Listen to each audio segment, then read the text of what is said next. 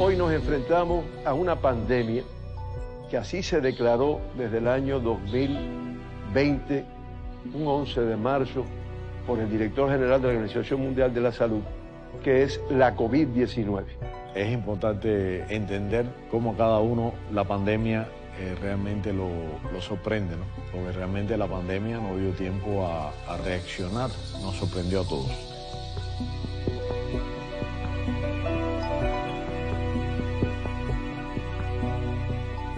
Nosotros, como se conoce, tuvimos nuestros primeros casos diagnosticados un 11 de marzo del 2020. Después ha tenido una evolución que además creo que la población lo ha ido conociendo.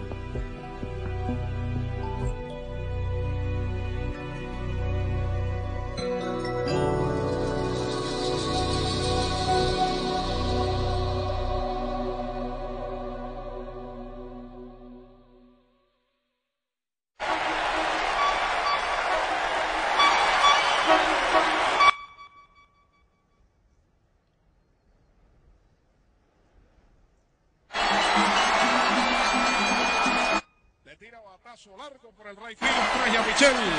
A esa. Olvídenla.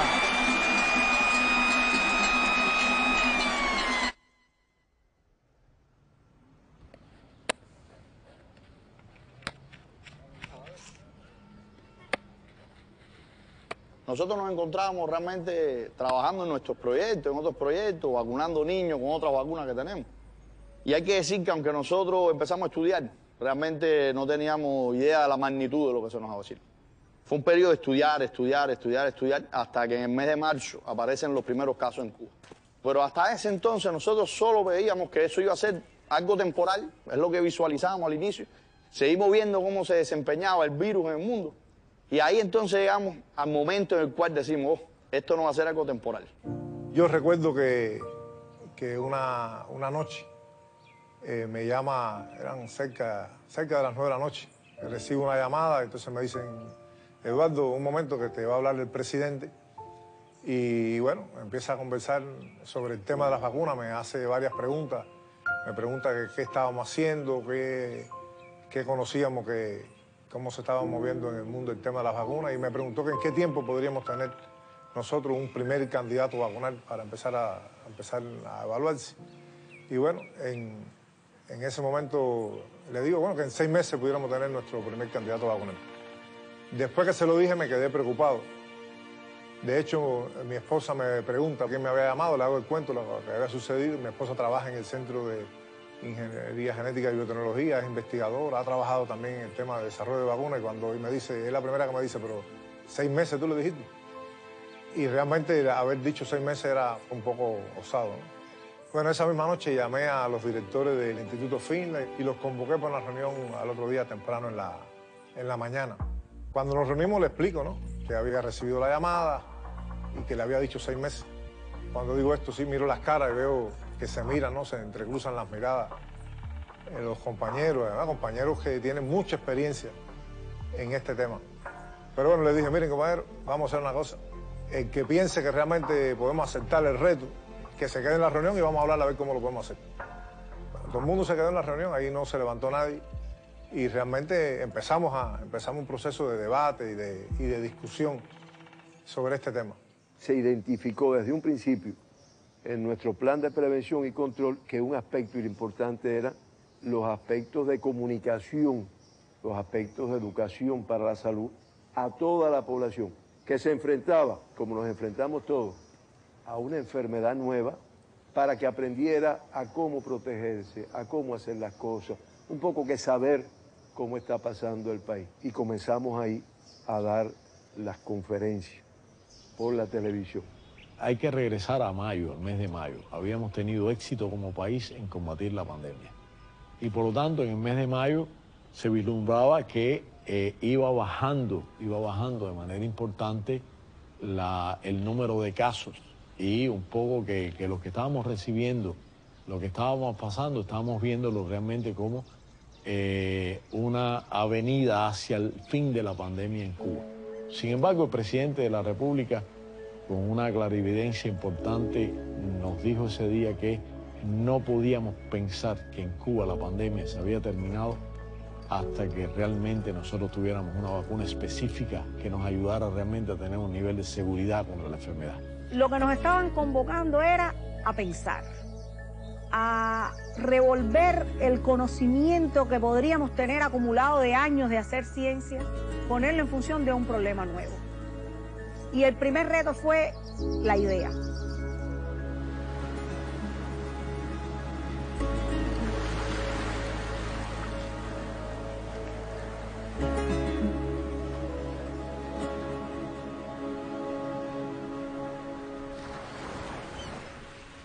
Pero a mí me pasó una cosa con La Habana. Desde el primer año yo dije, me voy a quedar en La Habana. Me enamoré de La Habana y... No, es que había un horizonte científico, un horizonte... A mí siempre me han gustado los retos. Y aquí estaba el reto de estar siempre en el borde de lo nuevo. Cuando yo la conocí, eso me hizo sentir mal porque era mejor que yo, desde que la conocí. Siempre ha sido mejor que yo. Mi abuela insistía mucho en que estudiara y que aprovechara las oportunidades que había. Realmente me enseñó a ser una mujer independiente. Ella, yo siempre digo que sabía cocinar muy bien, hacía muy bien los frijoles, me alimentaba muy bien, me lavaba y no dejaba que yo hiciera nada porque ella decía que a través de mí ella se independizaba. Mi abuela era una persona que también, yo creo que eso nos los transmitió a todos. Ella murió casi de 105 años, nosotros pensábamos que iba a ser eterna realmente, porque a ella le gustaba presumir y siempre fue así durante toda la vida. Nosotros decíamos que era de plástico porque realmente se caía muchas veces y nunca se fracturó, casi hasta el final que sí tuvo una fractura de cadera, pero decía, abuela, tú eres plástica porque es que te cae cada 2 minutos y no le pasaba nada. Y yo me doy cuenta a veces que el cuerpo se le va arrugando, ¿no? Ya la cara no es la misma, pero yo me siento con los mismos deseos y me siento joven, realmente yo me siento joven. La felicidad va cambiando con los años. Lo que te hace feliz cuando eras un niño no es exactamente igual o puede no ser exactamente igual que cuando eres adulto. Leí el otro día casualmente algo que decía, la felicidad no es tenerlo todo, sino saber disfrutar lo que uno tiene. Me gusta hasta cierto punto porque eso se puede confundir con el conformismo y el conformismo no es bueno para la superación, no es bueno para crecer como persona, pero yo sí creo que la parte de tratar de aprovechar lo que te da la vida es importante para ser feliz. Es un estado que va del sentir que no estamos caminando sobre una cuerda floja, que estamos caminando sobre el trillo que para nosotros es importante, que estamos en el camino correcto, que estamos cumpliendo con nuestras metas, que estamos logrando proyectar y sentir lo que nos engrandece como personas desde nuestras convicciones. Tengo 3 hermanos, o sea, somos 4 varones todos, se pueden imaginar, sobre todo para mi mamá, lo que era lidiar con 4 varones que siempre andábamos juntos. Nosotros íbamos para la escuela, íbamos en bicicleta, teníamos que recorrernos 3 kilómetros. Y recuerdo que íbamos cruzando un charco, íbamos siempre bromeando. Ahí mismo la bicicleta se paró y nos caímos los 3. Tuvimos que regresar para atrás, nos llenamos de agua y cuando llegamos a mi casa, bueno, son cosas esas que pasaban. O sea, tengo muchos recuerdos con mis hermanos de esa naturaleza. Una tía mía que trabajaba en el CENIC cuando aquello me llevó a ver a Ledón, que era un químico muy conocido en Cuba, uno de los grandes profesores de química, y hablando con él consideré que tenía más posibilidades el desarrollo profesional en la química que en la física y me decidí por coger la carrera de química y fui a estudiar a la Unión Soviética, donde ya estaba mi hermano estudiando ingeniería en telecomunicaciones. Y lo más difícil fue separarme de mi familia, que era muy unida, separarme de mis abuelos, separarme de mis compañeros, que era un grupo que llevábamos muchos años juntos, muchos años unidos. y que bueno, una relación que mantenemos hasta hoy en día. Hay algunos que viven en el extranjero y contradictoriamente son los que nos mantienen unidos y comunicados, porque cuando ellos vienen, entonces que todo el grupo se reúne. Yo creo que esa es otra cosa que nos ha marcado mucho a los cubanos, que estas amistades de la infancia, muchas ya no las tenemos al lado, y lo que puedo decir de todas esas amistades es que sienten un orgullo tremendo de los que nos quedamos del lado de acá. Fidel en la secundaria visitó la escuela y cuando llega dice, bueno, ¿y ustedes saben de dónde yo acabo de venir ahora? Recién inauguramos un centro. Y nosotros dijimos, bueno, no sabemos. Y dice, bueno, inauguramos un centro. Ahí el comandante empezó a hablar del Centro de Ingeniería Genética y Biotecnología. Habló con tanta pasión de lo que podía hacerse, de todo lo que se podía hacer en cuanto a las investigaciones del cáncer, con los interferones, nos habló mucho.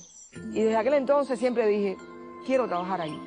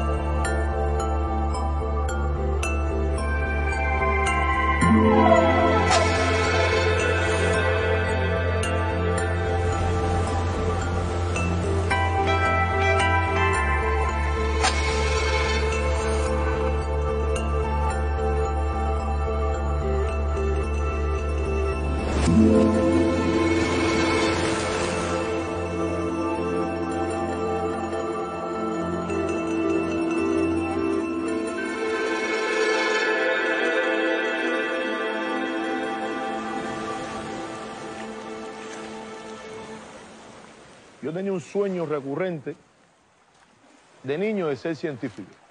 Y yo tenía montado, o sea, yo traté de montar un laboratorio en la casa cuando tenía 8 años. Yo estaba siempre a la casa del animalito que moría, un poco explorarlo, tenía mi set de disección de animales para entender el mecanismo que había dentro de aquellos animales, dentro de aquellos seres vivos. Entonces yo jugaba con los libros de mi papá, yo tenía una fantasía alrededor de la figura de mi padre como científico. Me gustaba mucho que las cosas cambiaran de color y poder explicar por qué cambiaban de color. Me gustaba mucho enseñar los experimentos. Miraba los astros, pensaba en por qué hoy están de este lado estas constelaciones y otro día me la he visto en otra parte. Y entonces yo tenía una imagen siempre, yo con un espendrún y una bata blanca en un laboratorio. Esa imagen a mí me acompañó toda mi vida. Toda mi vida me acompañó. Irte por las tardes para la playa cuando terminaras en el laboratorio. Correctamente. Y entonces era un sueño donde yo trabajaba mucho hasta las 12 de la noche. Ese sueño se está haciendo realidad. No tengo pelo, pero se está haciendo realidad. Salgo muy tarde todas las noches. Y es verdad lo que dice mi esposa, que ese sueño terminaba siempre, yo después de muchas horas de trabajo, en una playa, refrescando, disfrutando la naturaleza.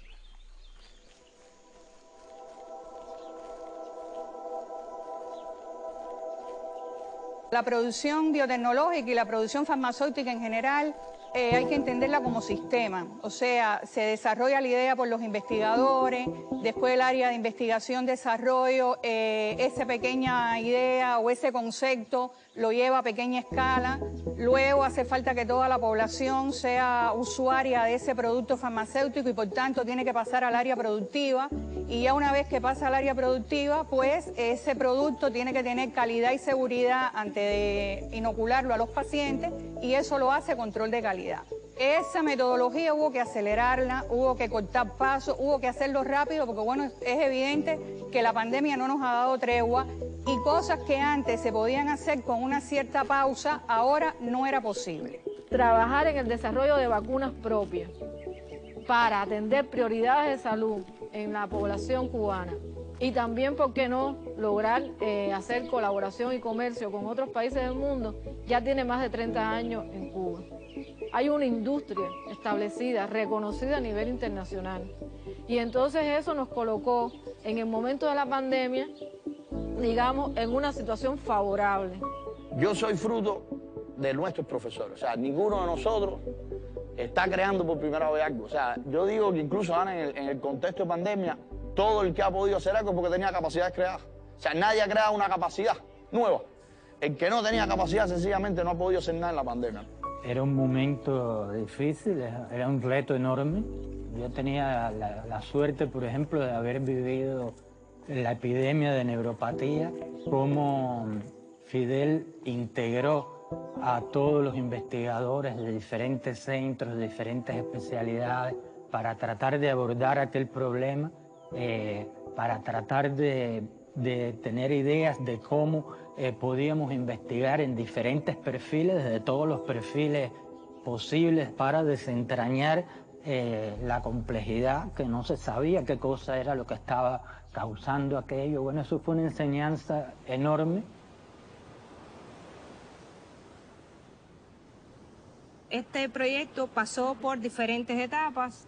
Comenzó específicamente Alejandro Martín aislando el gen propio de esta molécula que íbamos a obtener de muestras de pacientes, y desde entonces me vinculé a las construcciones genéticas relacionadas con la obtención de los antígenos vacunales. Y finalmente logré la obtención de la cepa de la levadura Piquet Pastori, productora del antígeno vacunal que forma parte de estas dos vacunas nuestras. Para generar una vacuna, no solo necesitamos los antígenos del virus en este caso, sino diferentes inmunopotenciadores. ¿Qué significa esto? Significa que uno tiene que generar una activación del sistema inmune que permita que se obtenga la respuesta que debe protegernos de la enfermedad. Digamos, los candidatos vacunales relacionados con Soberana, la proteína recombinante se expresa en células de mamíferos. Sin embargo, en el caso de Abdala se expresa en levadura. Y esto hace que esta proteína tiene una glicosilación que se une a esa proteína, que le da una mayor inmunogenicidad a esta proteína y le da, de alguna manera, activa el sistema inmune para que reaccione contra ese antígeno. También tenemos Mambisa. Mambisa, ¿qué es? Es esta proteína, pero ahora adyuvada con una proteína que viene del virus de la hepatitis B, que sabemos también que es una proteína muy inmunogénica, es decir, que activa el sistema inmune. Realmente nos levantamos a eso de las 6:30. Realmente nos levantamos, nos podíamos levantar más temprano, pero realmente estamos muertos a esa hora y nos levantamos a las 6:30. Café, ponte a tono, vístete y sal para el trabajo. A esa hora lo único que puedo ver a mi hija durmiendo generalmente, ahora como está en casa por la COVID. Y bueno, a veces se quedan los platos ahí en el fregadero. Y le digo, por favor, ¿cómo se llama? Friégalos ahí para cuando yo llegue poder cocinar. Hay que decir que llegamos alrededor de las 8 o 9. Y a veces quien nos tira el cabo es mi papá, que me dice, oye, aquí tengo comida para ustedes. Y entonces paso a veces por la casa de mi papá y recojo comida, porque si no, fuera a esa hora empezar a cocinar y no sé a qué hora comeríamos. Si tuviéramos que repensar de nuevo qué hacer mejor, hay que repensar cómo atender mejor a la familia. ¿Qué es la felicidad? Tener una hija que estudió bioquímica y entonces se graduó muy bien, empezó a entrenarse desde el primer año ahí con compañeros del CIGB, siempre bajo el principio de que no era conmigo con quien iba a entrenarse, para que yo pudiera desde afuera, bueno, ser la madre, no también la profesora, ser la que la formara. Y ella se graduó ahí trabajando en el proyecto de vacunas contra el cáncer, ahí está trabajando. Y ahí, desde el año pasado, junto con otros jóvenes excepcionales que hay en el CIGB, ha estado participando también en todos los proyectos que tienen que ver con la lucha contra la COVID, incluidos los candidatos vacunales. Ya yo tengo hijas grandes, no son hijas pequeñas. Realmente, si ahora mis hijas fueran pequeñas, no te sabría decir cómo lo hubiera organizado. Una de las dos niñas, una vez le pregunté, bueno, ¿qué tú quieres? ¿Dónde tú quieres trabajar? ¿Qué tú quieres estudiar? Y ella sí fue tajante. No, donde yo no quiero trabajar es aquí donde tú trabajas.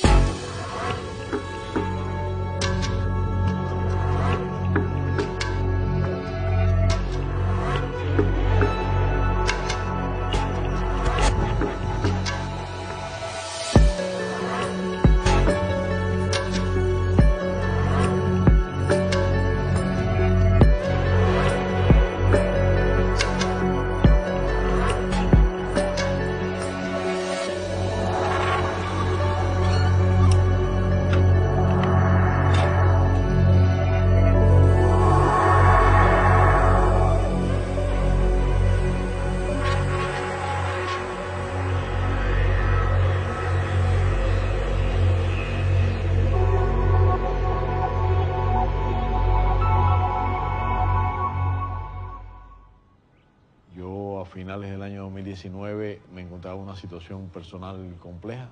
Había sido diagnosticado de cáncer. Es un cáncer con un pronóstico no muy favorable. Y yo realmente me encontraba tratando de superar personalmente el impacto psicológico que todo esto había generado en mí como persona. Entramos a esta fase de Soberana realmente a partir de... bueno, yo tenía una capacidad física disminuida, indiscutiblemente, eso es un elemento importante. He tenido una comprensión de la familia muy grande, de mi hija con mis nietas, que bueno, que tienen una relativa independencia y por lo tanto no ha sido un sacrificio muy grande el dejar de dedicarle horas, porque siempre he tenido la comprensión, aunque eso ha pasado también.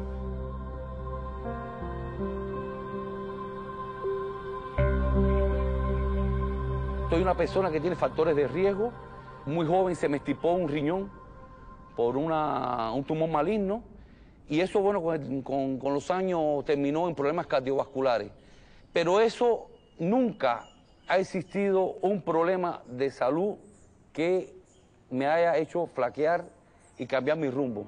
He tenido incluso, yo creo que tengo la ventaja por encima de otros colegas, porque miro este problema como investigador y desde la sensibilidad como un paciente y de la necesidad de lograr una solución. Y a veces que me dicen, Durán, pero tú tienes ya 67 años. Sí, yo tengo 67. Y tú eres hipertenso, tú mismo lo has dicho. Sí, yo soy hipertenso y hago mi tratamiento. Pero bueno, ya tú... No, mi hermano, yo me siento bien en mi actividad, me siento bien en mi trabajo. Y les reitero, algo para lo cual no me preparé, algo para lo cual ni remotamente estudié. Fue una decisión que me la transmitió el ministro de Salud en un momento determinado y se ha venido desarrollando.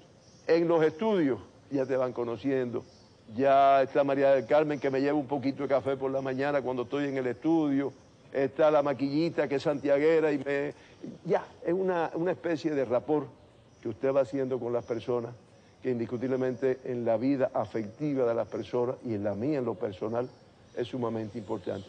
La niña me dice, mamá, pero es que tú nunca estás aquí conmigo. Eso fue duro, eso fue muy, muy duro. Porque dije, estaré haciendo lo correcto.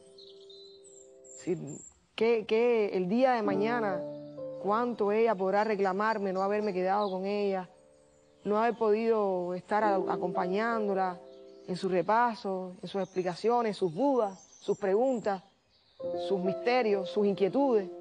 Y yo no estaba ahí. Yo estaba estudiando o haciendo un experimento o escribiendo un documento que hacía falta para la vacuna. Estaba pensando en el bien de los demás. Espero realmente que me perdone.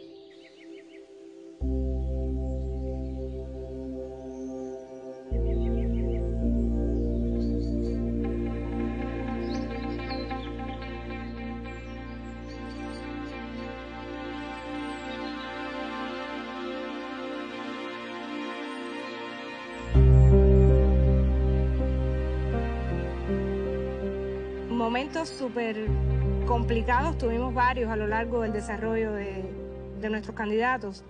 Era un vaivén de sensaciones, ¿no? Un día nos alegramos, otro día, en fin, la pasábamos mal por pequeñas incongruencias en los resultados, pero bueno, finalmente ya en este momento logramos contar con una vacuna que está en un bulbo. En el caso de los primeros candidatos vacunales que Soberana probó, que fueron los primeros que se anunciaron en la mesa redonda en agosto, esos primeros candidatos vacunales iban con una dosis muy bajita y no despertaron los niveles de respuesta que nosotros estábamos esperando, de manera que había, como parte de un ensayo clínico, hacer cambios. Y esos momentos fueron momentos muy tensos para el equipo nuestro.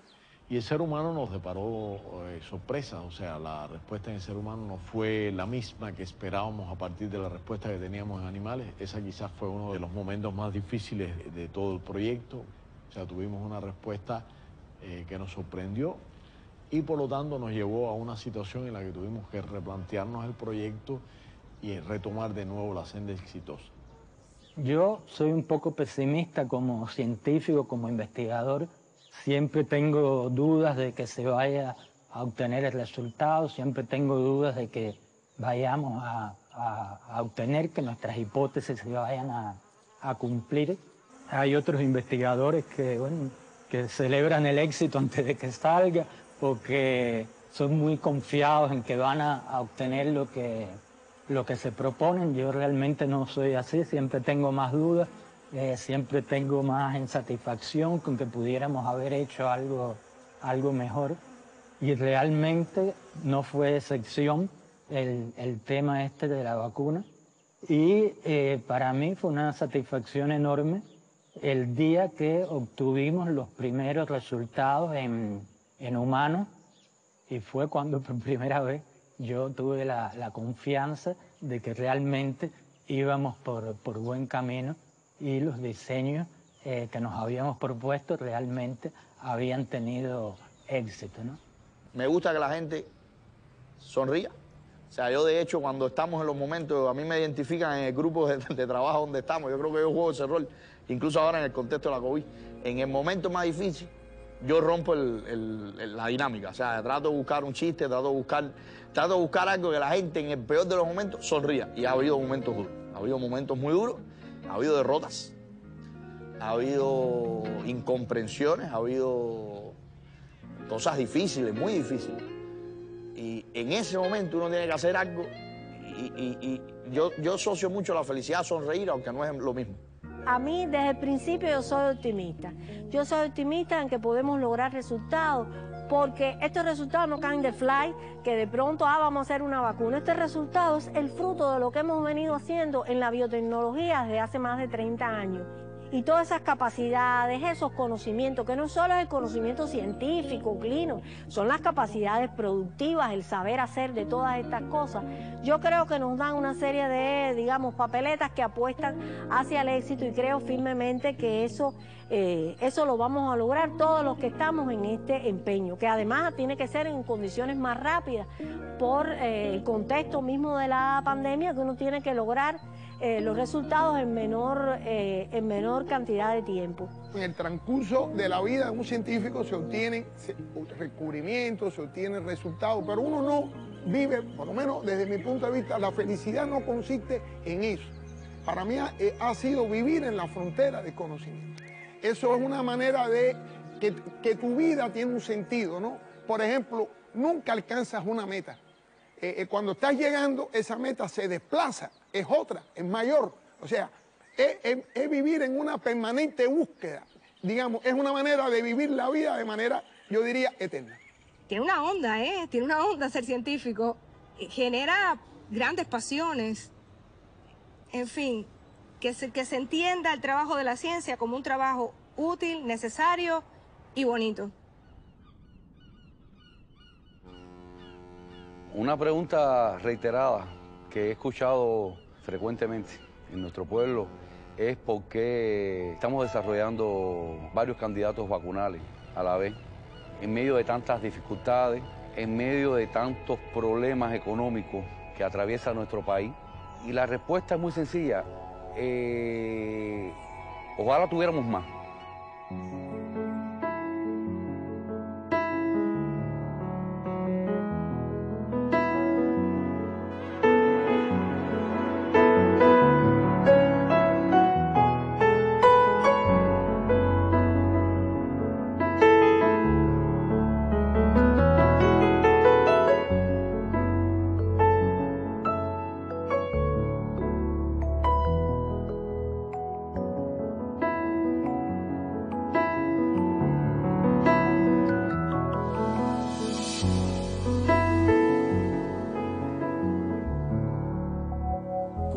Decidió muy bien que nosotros teníamos que enfrentarnos, porque teníamos todas las posibilidades, a hacer nuestras propias vacunas. Y ahí nosotros nos sentamos y por supuesto esto fue pensado. Y desde el inicio se dijo, nosotros tenemos plataformas para hacer antígenos vacunales diferentes. Tener la posibilidad de hacer antígenos vacunales en más de una plataforma nos permitía a nosotros poder hacer en paralelo más cantidad de vacunas en menos tiempo. No es que Cuba quería tener o se proponía tener 5 candidatos vacunales, Cuba se proponía tener una vacuna que resolviera un problema, y si en el camino de tener una vacuna probamos más de una vacuna y todas las vacunas están siendo efectivas, bueno, felicidades. Es verdad que el trabajar en más vacunas se requieren más recursos. En un momento en que nosotros estamos en el país, una situación realmente muy difícil, una situación económica muy difícil por la misma pandemia, pero también el recrudecimiento del bloqueo, las colas para el pan, las colas para el pollo, o sea, es muy difícil conseguir la comida, el tema de los medicamentos. O sea, la situación que tenemos en este momento con los medicamentos en nuestro país es muy compleja, muy tensa, y eso está dado fundamentalmente porque no tenemos los recursos financieros para poder adquirirlo. A veces tenemos los recursos financieros y hay proveedores que se niegan a suministrarlo. Hoy se conoce que la solución de la pandemia va a depender de poder vacunar, inmunizar a la población. Yo creo que además algún día se sabrá la historia. Es decir, verdaderamente detrás de los 5 candidatos vacunales hay mucha ciencia. Hay un candidato vacunal, responde a una tecnología, el otro candidato vacunal responde a otra tecnología diferente. Es decir, y eso solo lo puede hacer Cuba. Los que nos critican constantemente viven diciendo de que nosotros lo único que hacemos es copiar. Yo creo que lo que nos tienen es envidia. Por ejemplo, las placas tienen una coloración diferente, aquellas que dan un resultado positivo a las que dan resultado negativo. Casualmente, el resultado de aquellas que dan un resultado positivo es un color amarillo. Y ya se le estaba diciendo, a nuestra vacuna se le decía Cachita, por la Virgen de la Caridad. Y recuerdo que los dirigentes nuestros nos decían, bueno, ¿y qué? ¿Y qué? ¿Y cómo va? ¿Y cómo va? Y nosotros, todavía no está el resultado, todavía no está el resultado. Y cuando finalmente vimos las placas, es decir, el análisis que vimos que era amarillito, pasamos en clave. Cachita está alborotada. Cachita lo que quiere es cha-cha-cha.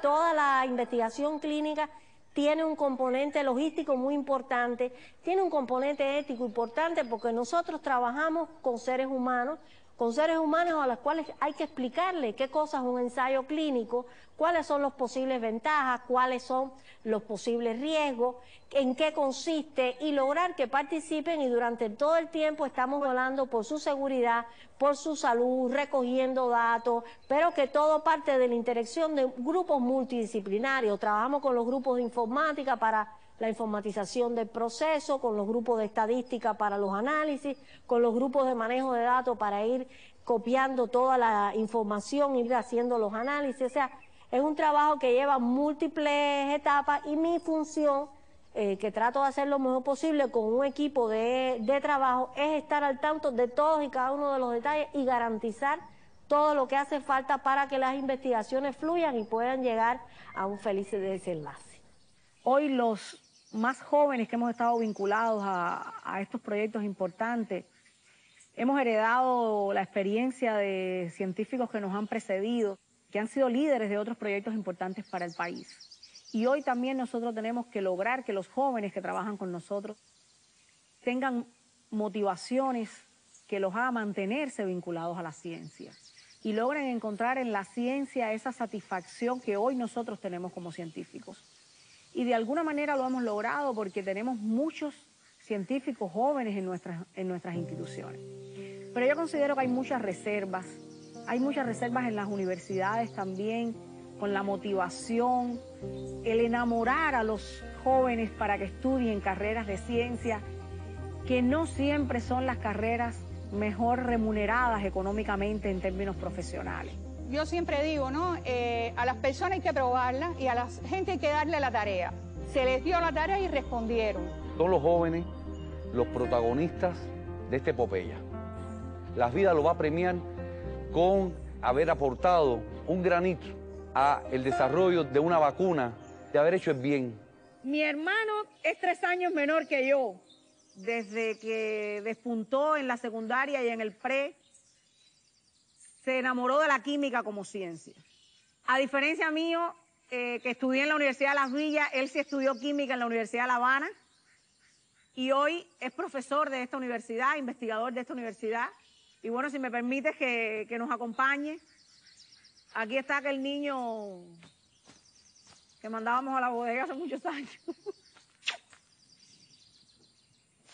Él ha sido un promotor de que ese conocimiento que hay en las universidades y que a veces no logra terminar de llegar a ser ciencia aplicada, nosotros, los científicos que estamos del otro lado, que estamos en las empresas, que sí tenemos capacidad para terminar de aplicar o de introducir los resultados científicos, pues hagamos uso de ese conocimiento.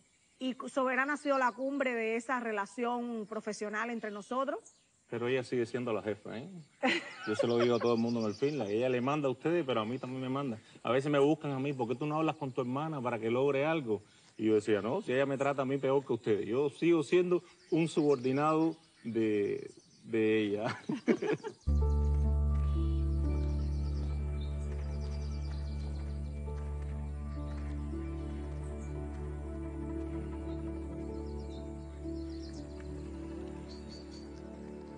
Cada momento, cada cosa la disfruto con intensidad. Yo soy de las que piensa que cada cosa que uno haga tiene que disfrutarla con intensidad. Mi primer amor, qué decirte, es decir, el primer beso, el nerviosismo,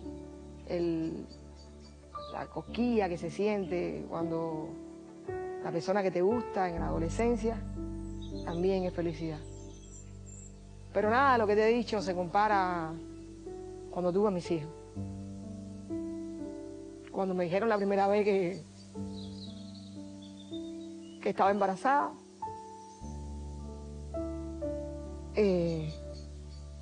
fui muy feliz. Y recuerdo que cuando le daba el pecho, que le estaba dando vida, que ella lactaba, era algo grande, era algo que no tengo palabras para describirlo. Es decir, me sentía, qué sé yo, no sé. Y entonces después vino la segunda niña, que pensé todo el tiempo que era varón. Y también fui muy feliz. Le puse Carolina, mira cuántos árboles aquí que se llaman Carolina. Y mi Carolina, que el nombre se lo puso su hermana. Y esa cosa de verlas a ellas dos, como se hablan, como si tienen sus complicidades, y yo era feliz a través de ellas. Aunque siempre me ha gustado mi carrera, mi profesión, realizarme en mi trabajo, pienso que lo complementa a uno mucho también tener una familia unida y tener hijos. Y reconozco el valor de la familia no biológica solamente. La familia que no es biológica, pero que está ahí, te vea, no te vea, hable o no hable. Y así tengo muchas amistades también soy feliz también cuando puedo ayudar a algún compañero, en lo que sea, o sea, me hace feliz poder regalar algo. La felicidad para mí, por ejemplo, hoy es que mi mamá es muy saludable, que llego a mi casa y la encuentro con mis hijos cuando llego muy tarde a la casa, después de muchas horas de trabajo, llego cansada y abro la puerta y ellos están ahí, los tres, queriéndose, y mi mamá me ayuda mucho en casa y lo hace con mucho placer para que yo pueda avanzar en el trabajo. Y yo me acuerdo de mi mamá, que ya murió, ¿no? En medio de yo metida en el proceso de vacuna COVID y todo esto, fue un tiempo difícil para mí. Yo pienso en ella y pienso que siempre se pueden alcanzar cosas más allá de lo que uno puede alcanzar en el momento. Eso se lo debo a ella.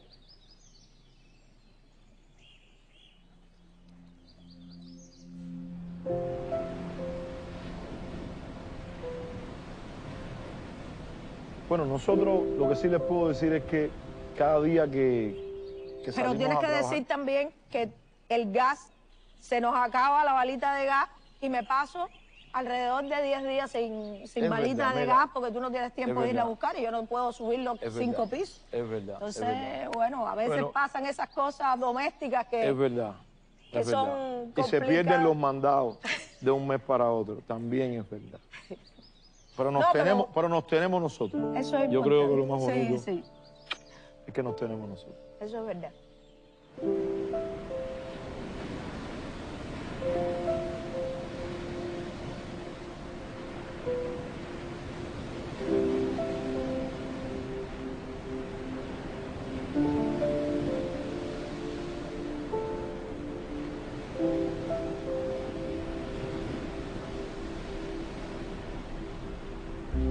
Mi abuela para mí fue la mejor cocinera del mundo, por lo menos para mí.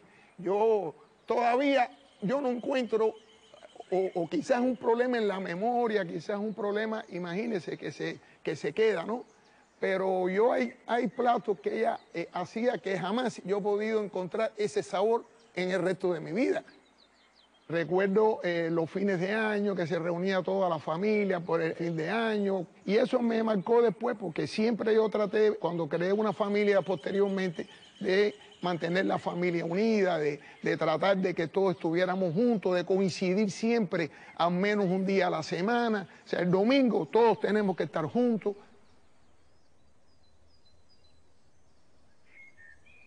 Este lugar, la primera vez que yo vine, que bueno, no había visto la iglesia, no había visto nada, hubo una cosa que me impresionó sobremanera y empecé a llorar realmente. Mi papá estuvo aquí a inicios de la revolución trabajando, creando las condiciones, el sistema de salud aquí en la región oriental, y él estuvo como parte de la lucha contra la tuberculosis trabajando en el Hospital Ambrosio Grillo, que es ese hospital verde.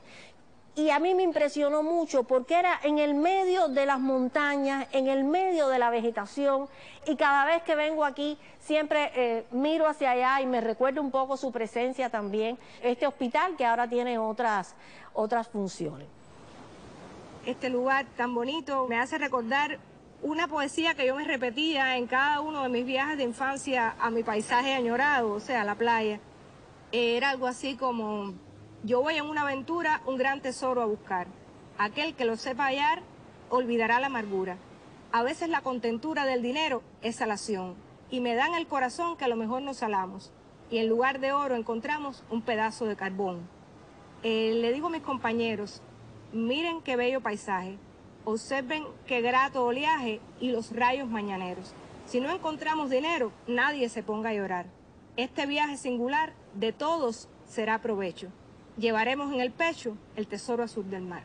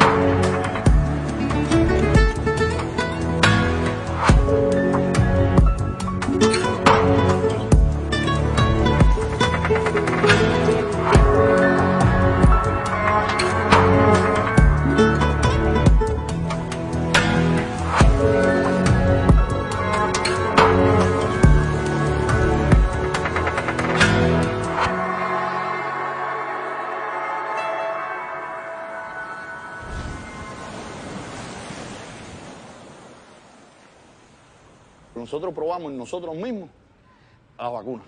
Y lo probamos nosotros mismos, primero para demostrar la confianza que nosotros vamos teniendo. Y segundo, porque realmente nosotros estamos seguros de lo que estamos haciendo, de la apuesta que hemos hecho. Y no solo lo hemos probado con nosotros, hay que decir que ya hoy nosotros tenemos 2 niños vacunados, que son 2 de los hijos de 2 de los investigadores principales del proyecto. Y eso demuestra realmente una confianza, eso demuestra realmente un compromiso con lo que se está haciendo. No todos los científicos de Cuba ni todos los científicos del mundo tienen la oportunidad de hacer la ciencia que salva vidas. Y eso es parte de la felicidad de hoy. O sea, la felicidad de hoy sin duda está matizada por poder hacer algo y sentirnos útil para el bien del pueblo del que somos parte y en el que nos hemos formado.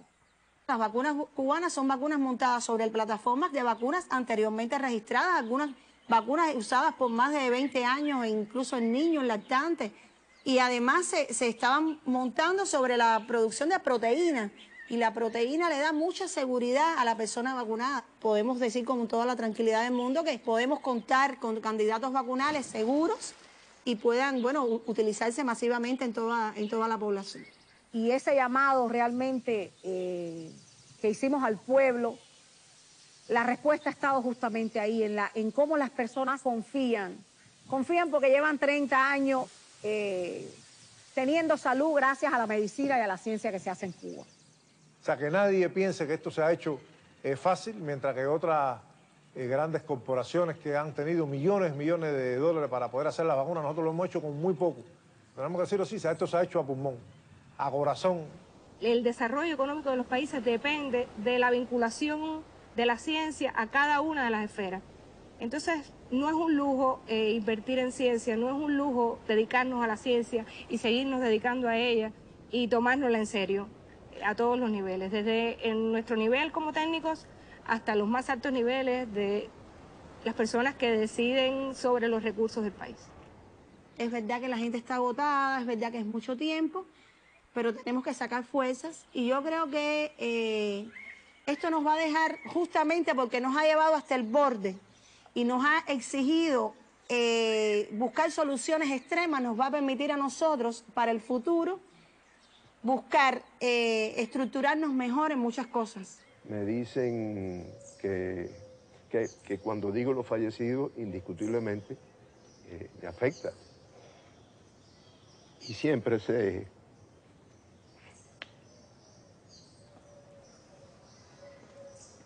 bueno,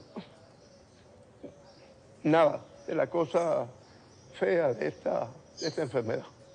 Y que realmente yo digo, no, o sea, los tengo que informar, pero indiscutiblemente cuando mencioné la niña que falleció, realmente es otro palo que afecta mucho. Y creo que el mensaje más importante, que realmente cooperemos para que se pueda proteger todo el mundo, para que de conjunto con que vayamos perfeccionando todos nuestros protocolos, pues también logremos que toda nuestra población, independientemente de que esté vacunada, pues se proteja de la enfermedad.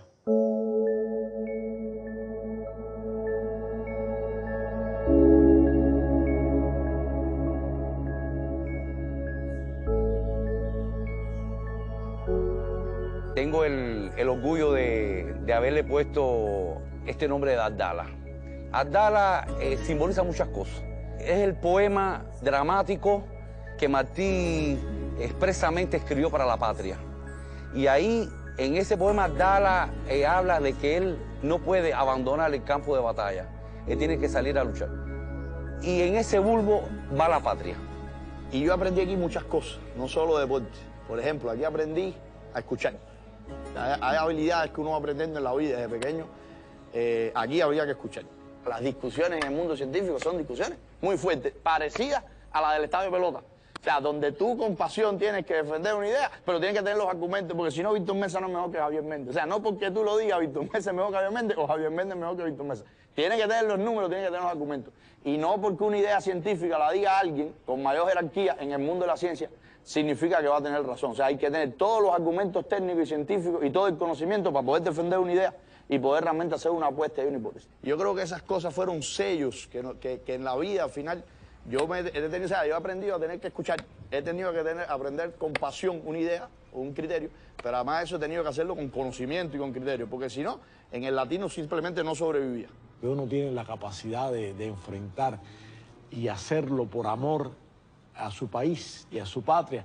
Eso es algo muy característico de lo que somos, como cubanos. Somos intrépidos, somos capaces de enfrentar grandes sueños y somos capaces de enfrentar grandes sueños al costo incluso de nuestra vida, si fuera necesario. Poco a poco se le ha dado visibilidad al trabajo que hemos hecho. Poco a poco se ha ido reconociendo por el pueblo la entrega, los sacrificios. Los otros días yo fui a una dulcería y en la dulcería me decía, no, usted no va a pagar, andaba con un pullover que me identificaba que era de la ciencia y el pueblo te reconoce. Eso es algo lindo, algo hermoso, porque además uno no trabaja para eso.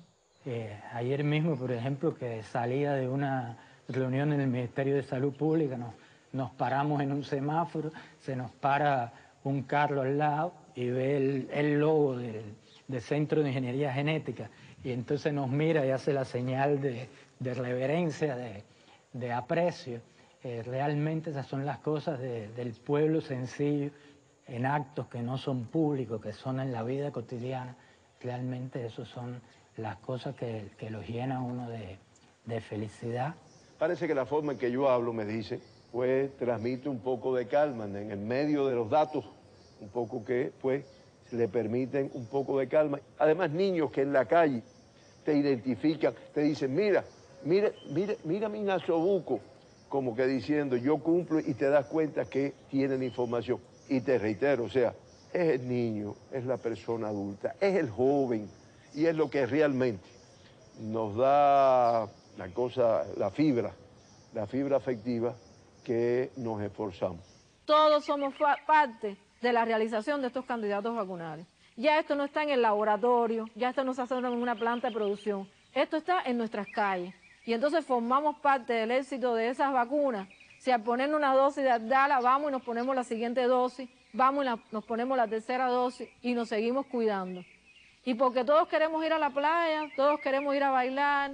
La vida es como un laboratorio. Es un laboratorio donde usted puede desarrollar todas sus potencialidades, pero al mismo tiempo usted puede neutralizar o superar todas esas deficiencias, todas esas actitudes negativas, todas esas cuestiones negativas que usted tenga en la vida. En muy poco tiempo hemos tenido la capacidad de convertir una idea de investigación, una apuesta científica, una molécula de un laboratorio, llevarla a un bulbo de vacuna y al brazo de miles, que serán millones de personas en Cuba y en el mundo. Y nada satisface más que eso.